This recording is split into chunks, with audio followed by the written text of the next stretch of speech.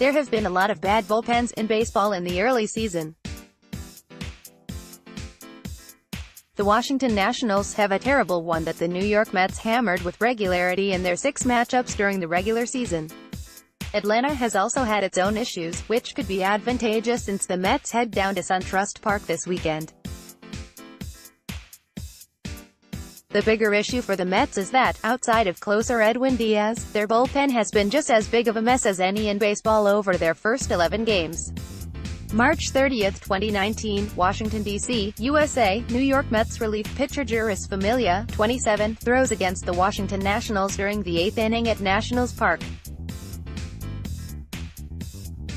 Mandatory credit, Brad Mills, USA Today Sports. Entering play today, Mets relievers have pitched to an ERA of 6.51, giving up a whopping 27 earned runs in 37.1 innings pitched.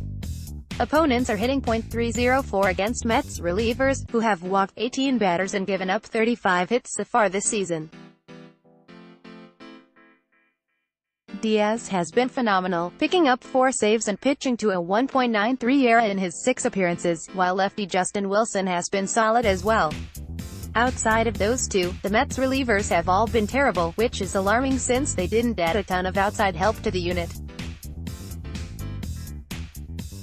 Jeurys Familia was the other big acquisition, and he has an ERA of 6.00, walking 4 batters in his 6 innings of work.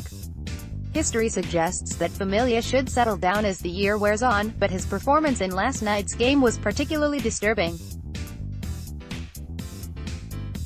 Familia entered with a man on third and a 9-3 lead after Noah Syndergaard exited and promptly proceeded to give up an infield hit, a double, and a walk to the first 3 batters he faced. That loaded the bases for the Twins, who bailed Familia out by grounding into a double play, setting him up to escape the mess he created with a groundout. The other relievers have also been extremely shaky. Seth Lugo, who is arguably the 3rd best arm in the Mets bullpen, has an ERA of 8.10 as he has battled through an illness. Robert Gsellman has been scored upon in 4 of his 6 appearances, although his ERA sits at a decent 4.50 since 3 runs he gave up on Tuesday against Minnesota were unearned. Luis Avilan has also been pitching poorly, working to an ERA over 16, which is disappointing considering how sharp he looked in spring training. The Mets can't afford to have that many guys in their bullpen pitching poorly at once, especially when their starters outside of the top 2 have had issues getting deep into games. Craig Kimbrel remains a free agent, but he is unlikely to come to the Mets knowing he won't close with Diaz around.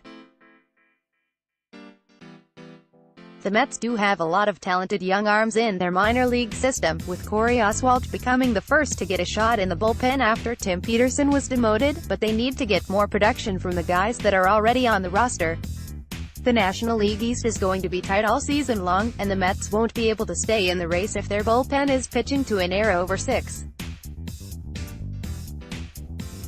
The good news is that 11 games is a very small sample size, leaving plenty of runway for guys Familia, Gsellman, and Lugo to get back on track.